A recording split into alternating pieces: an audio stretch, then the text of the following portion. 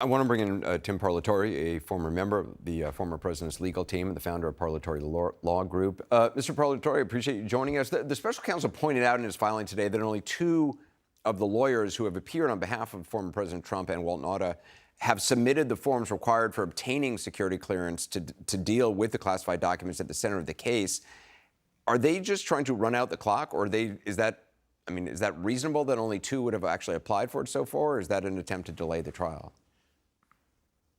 Well, what we're talking about there is a electronic submission of an SF-86. Yeah, I've done them before.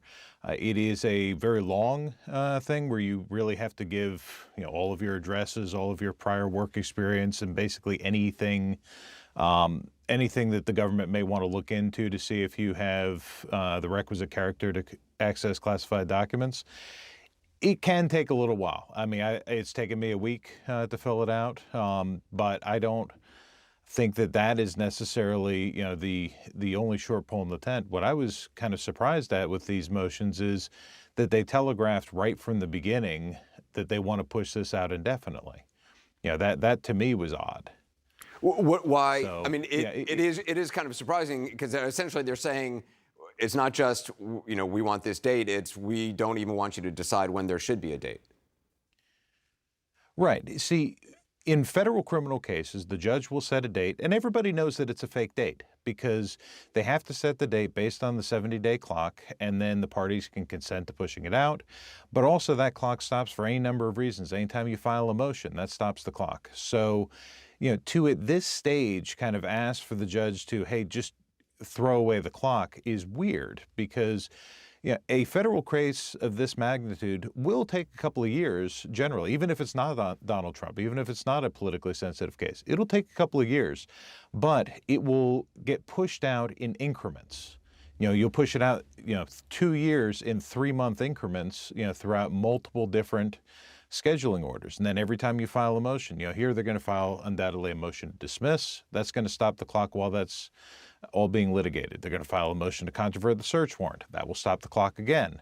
And then once you start to get into, late next year, then they could start talking about their schedule. But the thing is, all of the grounds that they're talking about with it takes longer because of classified documents, a judge prefers to see that after you actually have some track record. Instead of saying, we think it's going to take a long time, if you wait a few months and say, hey, judge, this thing is taking a long time, this is why we need more time, that's where the judge has a much easier way of saying, yes, I agree, let's push it out. On the idea, though, that only two of the attorneys have applied for, for security clearances for these documents, I mean, I would think this is probably a pretty big case for most of the attorneys working on this thing. So, I mean, if they wanted to move along quickly, I would think they would jump on those security clearances pretty fast, no? I mean, it seems like, oh, sure. If you're trying to slow walk something, trying to slow walk it at every step of the way is the way to go about it. Well, the government has to initiate those by giving them a link. Not anybody can just log in and create an account for themselves. So one question I have is how many of these, what they call the EQIP SF-86 applications has the government even sent out? Right. But the fact that Jack Smith is complaining about it, it's associated. The fact that Jack Smith is complaining about it in court documents would seem to indicate that they had probably sent out those links, if he's saying only two people responded. You would think, but they would say, maybe that they sent out links to several different associates, only two of them responded. It's unclear whether they may have only sent it out to, Mr. Blanch and Mr. Keiss, and they were the only ones who have responded. I don't know. I was talking to Chris Christie last night, who's obviously an opponent of the former president. He's also a former U.S. attorney. He was saying that between now and December could be enough time for everyone to prepare for the trial. Do you agree with that? And if not, what is unreasonable about a December timeline? I think it's unreasonable based on the specific issues involved in this case because there is going to be significant pretrial motion practice. Undoubtedly, they're going to be filing motions related to discovery, related to dismissal, related to the search warrant. And, I have tried federal cases very, very quickly where December would, very easily be a good timeline. But those are cases where there were no search warrants and there were no other issues where we essentially just waived motions entirely and said, let's go straight to a jury trial. So I don't really see that being as viable in this particular case based on the facts that are in it. I want some of the other folks on the panel I know have some questions. Elliot?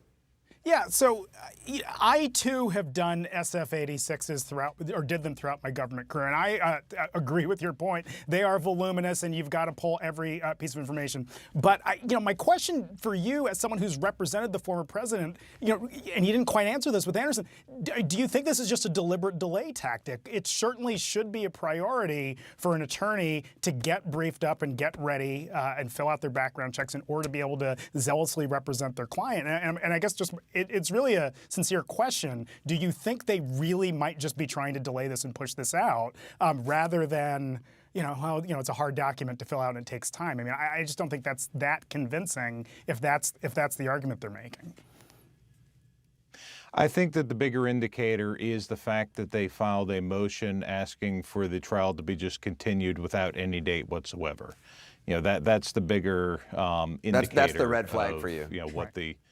What the strategy is. Yeah. Alyssa? Yeah. And I mean, the truth is, if the two attorneys who filled it out are the two that are actually going to be reviewing those documents, then that's fine. I mean, back with the old team, Jim Trusty and I, we both have security clearances, and the amount of classified documents we're talking about here are not so voluminous that you have to have a huge team of associates, 10 different people to look at them. Having two people look at them, I don't see the SF-86 issue as being the primary indicator of delay. Yeah, I think what I'd say, though, it's the kind of thing for which you don't really have a ton of recourse, either if you're the government or if you're the court. If they're just dragging their feet on basic things like filing their documents, those are the little things that an attorney can do to try to gum up or slow down a proceeding. And it seems, there's just speculation, it seems that that's the kind of thing that we'd see much more of over the course of this proceeding. Yeah. One thing to watch for, certainly. Alyssa? Well, I mean, a judge can certainly impose a deadline on it. Yeah. A judge can say, you got to get this thing done by Friday. And Tim, I've seen that done. As you would know, and Elliot and myself, is the government can also expedite security clearances. So if the attorneys were willing to fill out the SF-86 process pretty quickly. I mean, the FBI oversees a large part of that, of course, the Department of Justice. But kind of to the point earlier, do you think that there is an argument to be made that there's kind of a vital public interest in getting this on the road by December, by the end of the year, so it could be adjudicated ahead of the election? You could look at it both ways on that. Ultimately, the constitutional right to a speedy trial is a right that belongs to the defendant, not to the government. The defendant shall have a right to a speedy trial. And, one thing that I noticed in the government's filings was that they said that they've already turned over in that first group of discovery all of the 3500 material, which is the witness interviews and the grand jury transcripts, which is something that's very unusual.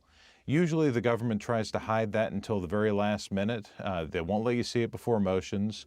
You get it really just a couple of days before jury selection. So the fact that they turned that over, within the first batch, which is a radical departure from how the U.S. Attorney's offices usually handle that, that is certainly an indicator to the defense that Jack Smith is trying to rush this to trial as quickly as possible by kind of removing any discovery issues like that.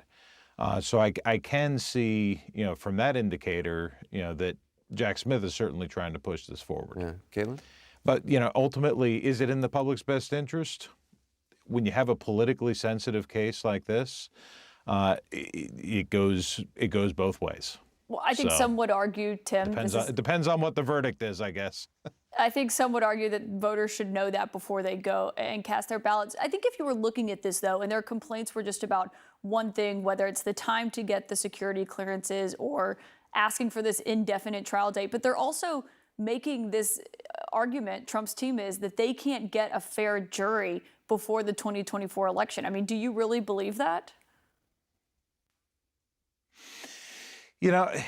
I don't think that this motion is the best time to raise that. That's something that they would really have to get a lot more evidence of to properly brief under the appropriate rules. And as you guys said earlier, this is Donald Trump, whether he's a candidate or a post-candidate. It is a very difficult, divisive subject. And so I think that they are going to have massive difficulties picking a jury in this. They should, get a pool that's much larger than normal, and they're going to lose most of them right off the bat. But I think that's kind of premature to be raising at this stage. It's a little bit too premature. We should also point out that's one of the things that Jack Smith said in documents today, essentially that, yes, there will be, special handling, different sort of procedures, but that the courts are well equipped to do this, even if it does require a little bit of extra work.